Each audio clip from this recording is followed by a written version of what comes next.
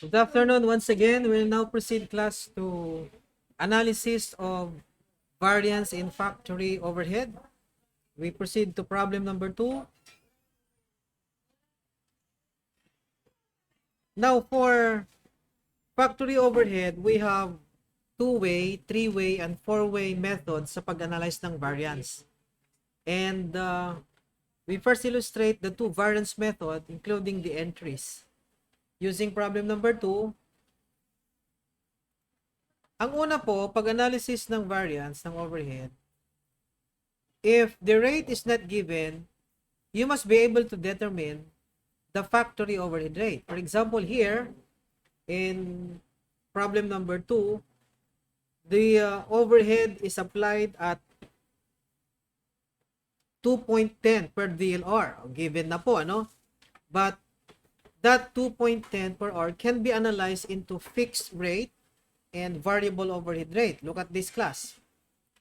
Ang pag-compute ng overhead rate ay estimated overhead divided by the estimated capacity based, which can be the normal capacity or the expected actual capacity, depende kung anong ibigay ng problem. Normally, yung normal capacity ang ginagamit dyan. And you know that fixed cost is constant in total. The fixed budget is fixed as it is. But when we unitize the fixed, ginagawa natin parang variable. Na-compute natin yung fixed overhead per unit, tapos yun ang i-multiply dun sa denominator capacity pag nag-apply na ng overhead. Okay? So, the rate na 2.10, ang breakdown nun, for the fixed overhead rate, we have 12,000 divided by 20,000, that's 0.6. For variable, we have 1.5 given na po. We are now ready to record the entries. For number 1, to record the actual overhead, debit to factory overhead control, credit to various accounts. But of course, if the itemized factory overhead credits are given, you have to credit the appropriate account. Next, to record applied factory overhead. Pagdating po sa standard costing, pag ang denominator capacity ay other than production units, iba ang amount ng applied compared sa normal costing. Kasi pag standard costing, we will compute the standard capacity allowed based on the actual production. Whereas in normal costing, basta yung actual capacity attained. Pareho sila ng applied kung parehong kung ang denominator capacity or yung application base ay production units. Other than that, magkaiba sila ng applied factory overhead. Well, standard costing po ito. Ang pag-compute ng applied overhead ay factory overhead rate times the standard capacity allowed for the actual units produced. Like this one class. So, given naman na yung standard hours for actual capacity attained, 17.5. So, ito pong applied na siyang nakadebit sa work in process ay 17,500 times 2.10. So, debit to work in process, then credit to applied factory overhead. Okay? So, yung routine na entries for overhead ay we record the actual, debit yun sa factory overhead control. We apply the overhead, ang debit natin work in process, then credit to applied. Then, we record the variance. So, by recording the variance, we will be closing the applied overhead and then the actual overhead na nandun sa factory overhead control. So, before we can do the entry, let's analyze first and determine the variance. First thing, let's compute the total overhead variance. So, the actual overhead is 40 less applied, which in this case is Ang applied natin, yung standard factory overhead, 36,750. The total factory overhead variance is 3,250. Under applied or unfavorable. The analysis of that under two-way ay controllable variance or budget variance and volume variance. Ang formula po ng controllable variance ay ito po, BASH, or actual factory overhead, less budget allowed on standard hours. Budget allowed on standard hours. So here, actual 40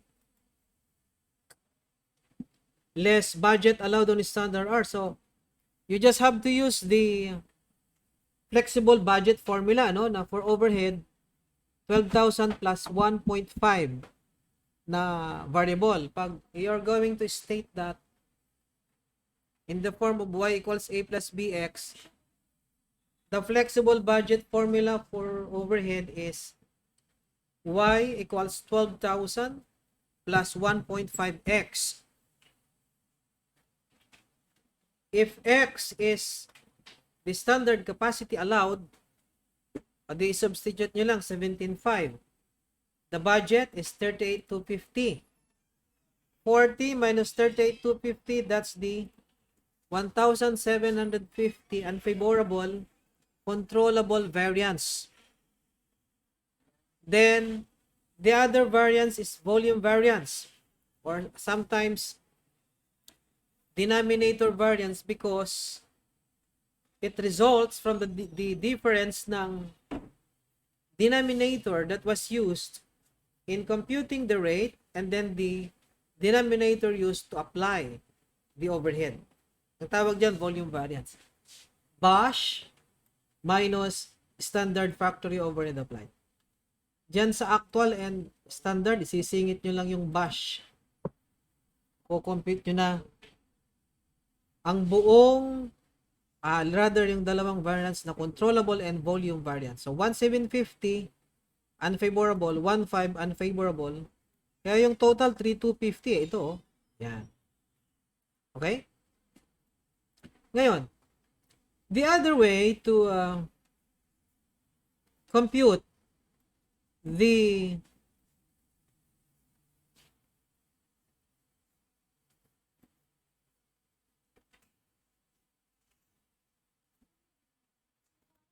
volume variance is by comparing the normal capacity or the denominator capacity and then the standard capacity. Itong 1.5 may ibang paraan pang pag-compute niyan eh. Plus, ang volume variance, function ng fixed overhead lang po yan. Dito po, sa BASH, 1.5 times 17.5, yan po yung variable portion ng budget. Sa standard, ito pong 36,750, combination yan ng fixed at saka variable. Ang variable po dyan, 1.5 times 17.5 din. Okay? Tingnan nyo itong analysis po. Etong BASH and standard. Ang variable portion dyan sa BASH, 26,250. Pareho dun sa variable portion ng standard factory overhead applied. O kasi variable naman yun eh. In as much as they are based on the standard capacity allowed, pareho ang lalabas na applied variable overhead at saka budget allowed on variable overhead. You can simply eliminate that and just include this in your analysis. Nabanggit ko nga, yung volume variance, pang fixed overhead lang yan kung tutuusin. So, the other way to compute that is fixed budget, 12,000, minus fixed overhead applied. Yung fixed budget kasi, constant in total yun eh. Pero kapag nag-apply na tayo ng fixed, Ginawa natin parang variable. Diba 0.6 per unit yung fix? Eh, minultiply mo dun sa quad. 17.5. Yan po yung 10.5. Pero, ang fixed budget, 12,000. So, may portion sa budget na unallocated or unapplied. Yan po yung volume variance. Or ang ibang tawag dyan, denominator variance na 1.5. Yan po, ano? Ang isang paraan sa pag-compute, ano? Fixed budget, 12 minus fixed applied, 10.5. You have the volume variance. Ngayon, meron pang isa eh. Normal capacity minus standard capacity allowed. Take note ni class ano na sa pag-compute ng fixed overhead rate, ang ginamit natin normal capacity na 20,000. Karaka-raka, pag nag-compute ka ng applied fix, naka-base doon sa 17.5. Eh, 17.5 times 0.6. Eh, syempre, kinompute mo yung rate na base sa 20,000 eh. Aba, edi talagang mayroong difference yun. Kaya, 20,000 minus 17.5, 2.5 yun eh, times 0.6. Yun din po yung volume variance na 1.5. Ang ibang tawag dyan, denominator variance.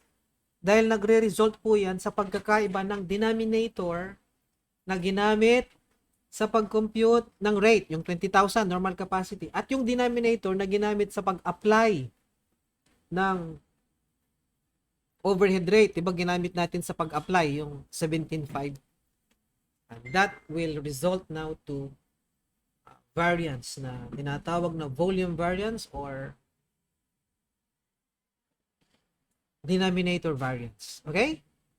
We now proceed to entries. Take note, of course, ano, na the sum of the variances ay equal to the total over or under applied factory overhead or the total factory overhead variance. And here's the entry. Debit applied factory overhead para mag-close. Credit factory overhead control para mag-close. Yung difference niya, mga variances yun eh. Pag ang variance ay debit or rather unfavorable, i-debit nyo. Pag favorable, i-credit nyo. Yun lang ang guide nyo dyan. Hindi kayo magkakamali. So, debit controllable variance, debit volume variance, and that closes now the applied and the factory overhead control actual account. But of course, these variances ay close pa yan uli. May dalawang disposition sa pag-close niyan. Either close to factory or close to cost of goods sold or allocate to inventories and cost of goods sold. Okay? That is our two-way analysis. Now, paano magkakaroon ng three-way? Ito po. Magkakaroon ng three-way, ladies and gentlemen, dahil yung controllable variance, i-split uli into dalawa. Spending and efficiency variance. So the variances under three-way are spending, efficiency, and volume. Okay? And then magkakaroon ng four-way dahil yung spending split uli into fixed spending and variable spending. Yan po kung bakit magkakaroon ng three-way and four-way. We go to problem number 3 to illustrate three-way methods sa pag-analyze ng variance. Look at this class. Given yung normal capacity, given yung standard machine hours for actual production and yung standard capacity, given ang actual, given ang budget, given ang actual overhead. So, preliminary, we compute the rates. Ito po. Factory overhead rate, estimated or rather budgeted factory overhead, fixed and variable, no? 20 plus 60 over 5, you have 16 per machine hour. If you want to compute that into variable and fixed, ito po. 20,000 over 5,000, yan yung variable. Ang fixed rate natin Ito, 12. So, fixed rate 4, 12, variable rate 4. Total rate ng factory overhead, 16 per machine hour. Sige, entries na po tayo. To record actual overhead, debit factory overhead control, credit to various accounts. To record applied overhead, okay class, yung applied ha, standard costing tayo, yung work in process, laging ano yan, standard cost. Standard rate ng fixed overhead times standard capacity allowed. The standard capacity allowed is 48. Yan yung standard machine hours for the actual units produced. Pwede 48 times 16. Ganun lang yon. Ito po yan, no? 14.8 times the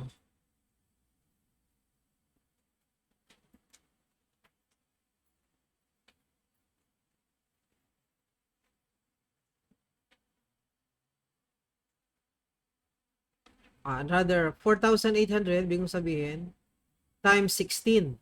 Yan po yung 76,800. Recheck natin, ano? 4,800 times 16. O, yan po yung 76,800 na applied overhead. Debit work in process, credit to applied factory overhead. Next, before natin ma-close ito at ito, mag-compute muna tayo mag-analyze muna tayo ng variance. Mag-compute ng variance and then mag-analyze ng variance. Look at this. To compute the total factory overhead variance or the total over or under applied, actual minus standard. Actual minus applied yan actually eh. Kung mo standard costing tayo, ang ina-apply natin yung standard factory overhead, which is standard capacity allowed times standard rate. Kaya kung minsan ang description dyan, standard factory overhead. Pero applied overhead yan in general. Ano? Yan. So, overhead variance, factory overhead variance is 1,000 unfavorable. And that is under applied. Analysis tayo. Dito. We analyze the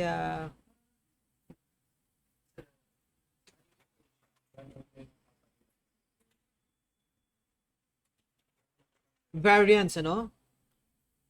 Actual minus budget allowed on actual hours.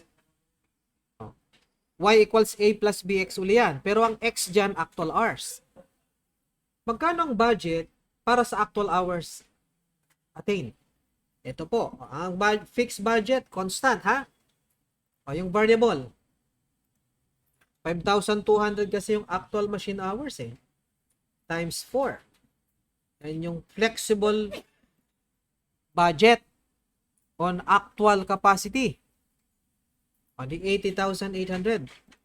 Difference niyan, spending variance ang tawag. 3,000 favorable kasi negative. Pag negative, favorable kasi cost tong pinag-uusapan. Pag negative yan, savings yan eh. Kaya favorable pag negative. Then, budget allowed on actual hours minus budget allowed on standard hours, we get the efficiency variance. Ang efficiency variance, ladies and gentlemen, function ng variable overhead lang yan. Look at the BAA and the BASH. They have the same fixed. Kasi nga, ano yan, nag-compute lang tayo ng budget. Budget para sa actual hours. Budget para sa standard hours. Constant ang fixed cost dyan eh. Constant ang fixed overhead. 60-60. Pwede mong i-eliminate yan. Iwanan mo na lang yung variable. Kaya, flexible variable budget based on actual hours, ito po, 2,800. Diba? 5 times 4. Ito naman, 4,8 times 4. Aba, pwedeng shortcutin yan. Kasi efficiency variance yan eh. Parang labor efficiency variance, comparison ng hours lang. Pwede mong shortcutin yan, actual hours minus standard hours times variable overhead rate. Ha? 5,2 minus 4,8 times 4. Yan yung 1,6. unfavorable. Okay? Then, from the BOSH na 79,200, we deduct the applied overhead, yung standard factory overhead, yung dito, na kinumpute na natin kanina, ha? Ayan. So, minus yan, volume variance yan. Or, yung in-explain natin kanina na pang-fix lang yan kasi eh. Ang volume variance pang-fix lang. Kaya, fixed budget minus fixed applied, volume variance yan. Or, normal capacity 5,000 minus standard capacity allowed 4,800, di 200 yon. Di ba? Times fixed rate na 12. O di yan yung 4,800 at 24. Ano? 5,000 minus 4,800, that's 200, ano? Times 12, that's 24. Ayan ang tatlong paraan sa pag-compute ng volume. The sum of spending, efficiency, and volume variance ay yan yung total factory overhead variance. The sum of spending and efficiency, yan po yung controllable variance. Yan. I hope you're able to connect that the two-way and the three-way and the four-way. Okay? So, entry tayo to close the overhead, actual, and the variances, to set up the variances. So, applied overhead, debit. Debit nyo yung mga unfavorable na variance, efficiency and volume. Credit nyo ang favorable, yan, spending. Then, credit factory overhead control. Ayan, close na yan. Yang applied at saka control. Factory overhead control. Yan po ang three-way. Dumako tayo ngayon sa four-way analysis using problem number 4. Although this problem includes materials as well, we will just illustrate the overhead para makompleto natin yung two-way, three-way, and four-way, no? Yan. So, concentrate or focus on the overhead. Look at that. The overhead rate is 8. Standard overhead rate. And that is computed based on the flexible budget na ito po. Ano? The normal capacity is 20,000 units. The budgeted machine hours is 60. The total overhead budget there is 480 with fixed at 300,000. So 480,000 divided by 60, yan po yung 8. Kung i-breakdown ninyo yon into variable and fixed, o di 180 divided by 60, that's 3. Then 300 over 60, that's 5 for the fixed. Variable is 3 per unit o 3 per machine hour. Kailangan natin kasi yan para sa sa pag-compute ng ating variance, ano? Ayan po. Overhead rate, ito po yon, yung analysis.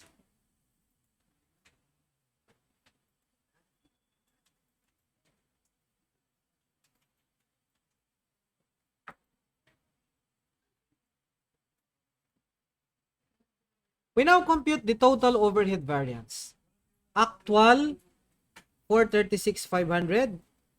You can see in information letter E. Ito po.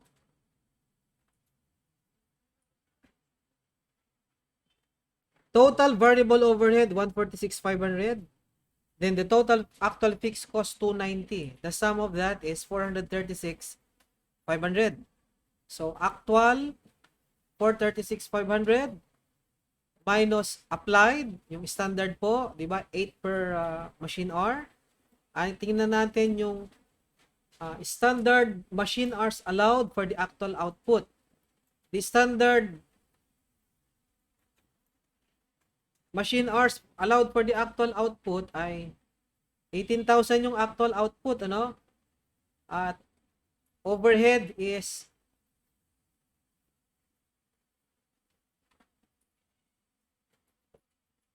3 machine hours per unit of the output, ano? Ang requirement. So, 18,000 times 3, that's 54,000. That's the standard capacity allowed for the actual output. Whereas, the actual pero 54,500. Ito po. O, sige. Kapit na tayo ng applied. Ito po. 54,000 times 8. Yan. Pwede nyo i-breakdown yan. Magkano ang fixed applied dyan, magkano ang variable overhead applied.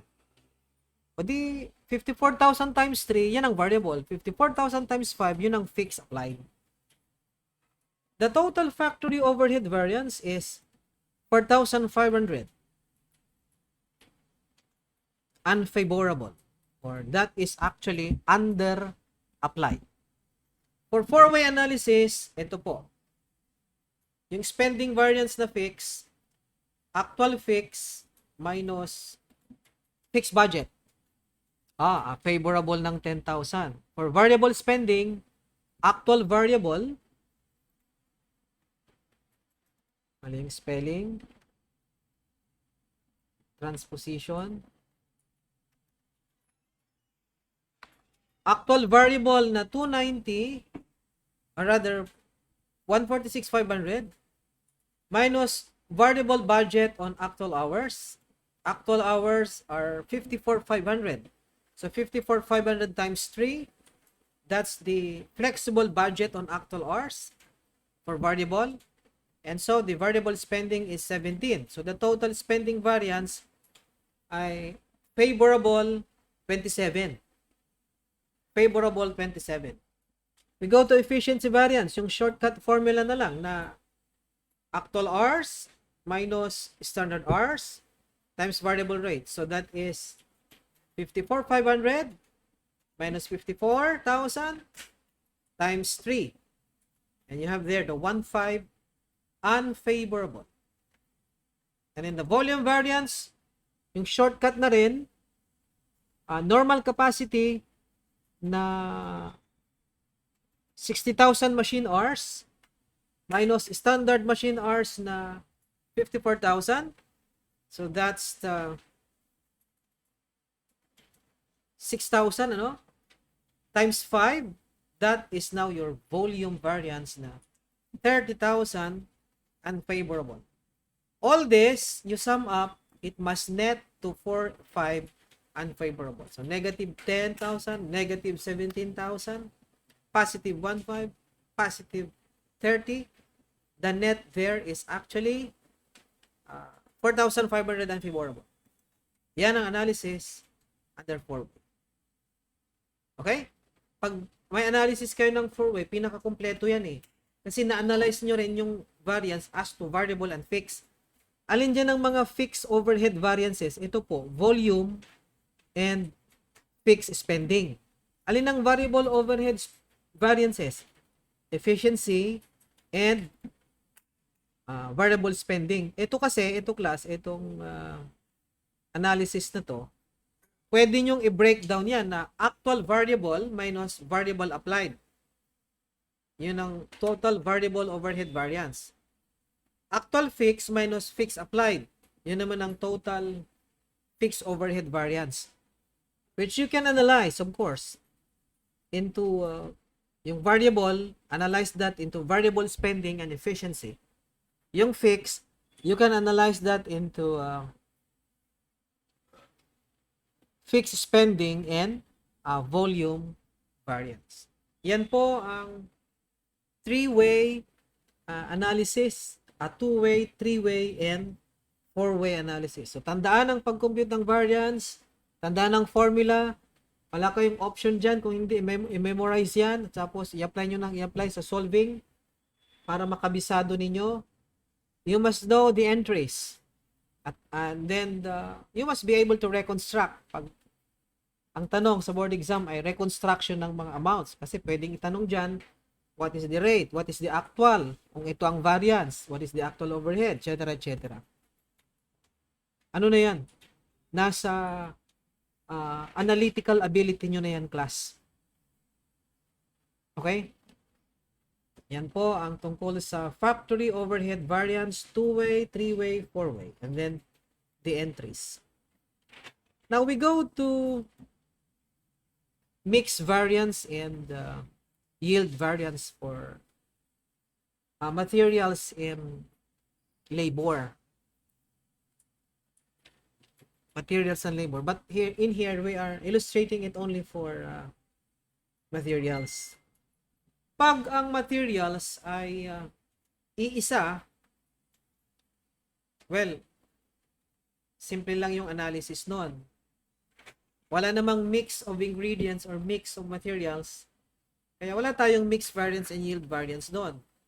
But in producing an output requires more than one inputs of materials, ano? There will be a standard mix of those inputs. Changing or varying or deviating from the standard mix would definitely affect the output or the yield. So, in that case, pag maraming materials ang ginagamit o maraming labor combinations ang ginagamit, magkakaroon tayo ng mix variance and yield variance.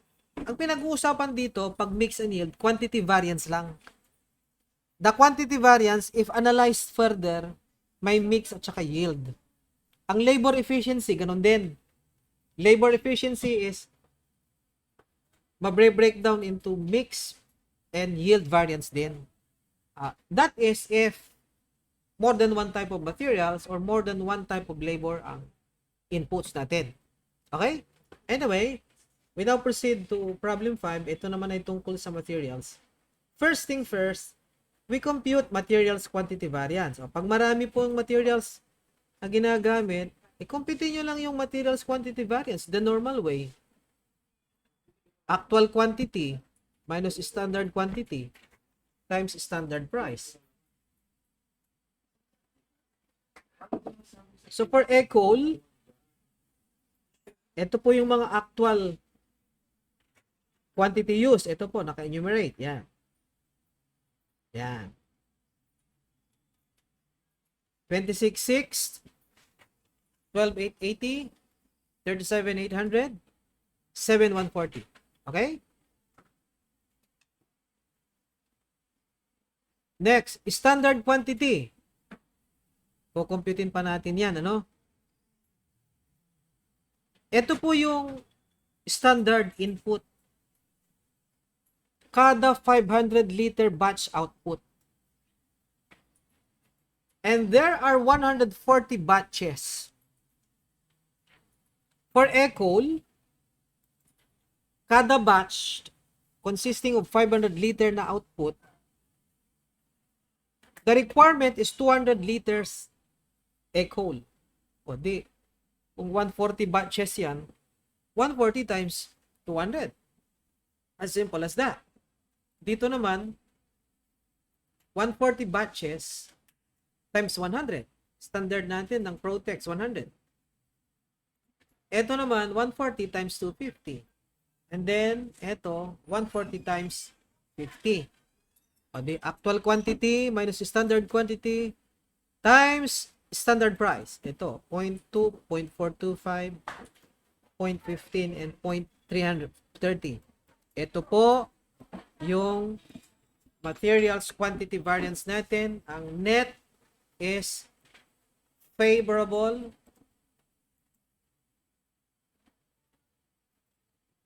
Favorable yan. Favorable by mas ano yung negative. So, 294. 294. Yan po ang materials quantity variance. Let us analyze that. Bakit may quantity variance na 294? Into mix and yield. Pag binago natin yung mix kasi ng products, ng inputs, maapektuhan yung output natin. Ito po ang formula ng mixed variance, ladies and gentlemen. Actual quantity of materials used times individual standard price less actual quantity of materials used times average standard materials price. So, kailangan natin yung average standard price. Kasi apat yan, magkakaiba ng standard price. Ito po yun, oh. Yan, oh. Yan. Magko-compute tayo ng average niyan. Tingnan ninyo yung standard cost sheet. 135 total cost ng standard mix na 600 liters. Apat na combination yan eh. Ito po yung standard per liter, bawat isa. So, ang average na standard price ay ito po. 135 over 600 equals 0.225. O, ready na tayo para i-compute yung mixed variance. Ito po. Standard price, yung individual standard price, minus average standard price, times actual quantity used. Yan. And that is the mixed variance. Ito. Negative or positive ang lalabas dyan. Siyempre, ano? And the net is negative. That's favorable actually. 388.5. Okay? Next. We compute yield variance. The formula to compute yield variance is actual quantity of materials used times average standard materials cost less actual output or actual production or actual yield times standard materials cost per yield. That's the yield variance. Di ba yung per yield, ang standard natin, 135? Oh. Actually, ano yan eh, yan yung standard materials cost eh. Itong sinosubtract sa product ng actual quantity materials used times average standard materials cost. Di ba? Or, standard yield minus actual yield times standard materials cost per yield. Sige, compute tayo ng yield variance. Actual quantity used times average standard price. Na-compute na natin yung average standard price kanina, class, ha? Diba? Yan yung ano? Ito po, yung 0.225. Diba? Oh, so 0.225. So 84,420. Ang total quantity ng materials used, 84,420 times 0.225. That's the actual quantity used at the average of the standard price. I-deduct natin dyan yung standard materials cost. Actually, ito eh. Standard quantity, tapos standard price. Okay? Or, actually, kwan yan. Actual output times standard materials cost. Di ba ang actual output 140 batches? The standard cost per batch is 135. So the total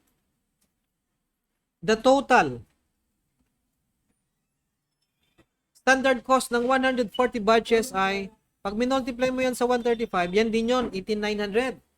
Or pag i-compute mo based sa input, standard quantity times standard price. Or output times the standard cost per unit of the output. Ganun lang naman yun eh.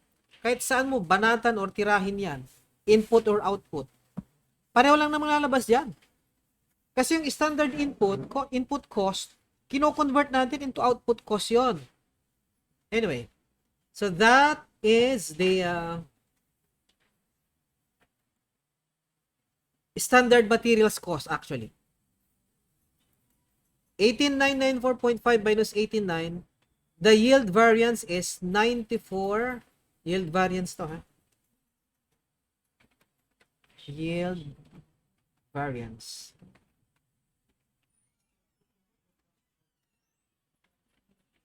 $94.5. Now, the other way to compute for that is ganito. Ganito, class, ha? We compute the normal yield or expected yield percentage. Sa combination na 600 inputs, ito po, 600 liters na input, ang mapoproduce natin is a batch of product na output 500 liters. So, ang input 600, ang output 500. So, the yield percentage or output divided by input is 83%. Ito po, 500 over 600. So, given a quantity of inputs times 5 over 6, yun dapat ang yield or production. Eh, di ba, 84,420 yung inputs na ginamit. I-times nyo yan sa 5,6. Dapat 70,350 liters ang output. Kaso, ang actual output, 70,000 liters kasi 140 batches. Each batch has 500 liters. 70,000 liters lang yung na-produce or yield. Aba, unfavorable, 350. Eh, siyempre, nagbago yung proportion eh. Hindi nila nasunod yung standard mix eh. O, di ba? Yan, unfavorable yield. I-times nyo ngayon sa average standard cost per output. Kasi output ito eh. O, di ba? Yung input kanina, 225. Compute nyo naman ang standard cost per output ito. 135 divided by 500 liters na output. Ayan po, 0.27. O, times 350. Yan po yung 9450. Pareho din sa lalabas kanina. Okay? So, i-check nyo ngayon kasi yung yield variance plus mix variance equals quantity variance yon. O, tingnan nyo to. 388.50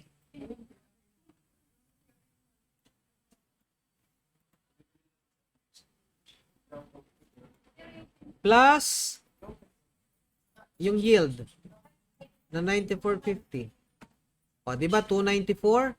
Yan din po yung na-compute natin na materials quantity variance. Ang mix and yield, analysis ng quantity variance po.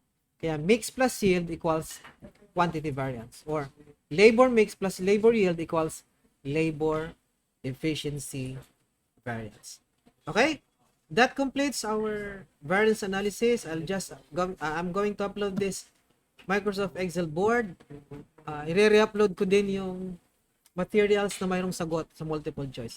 Thank you for listening and till our next recording. Thank you.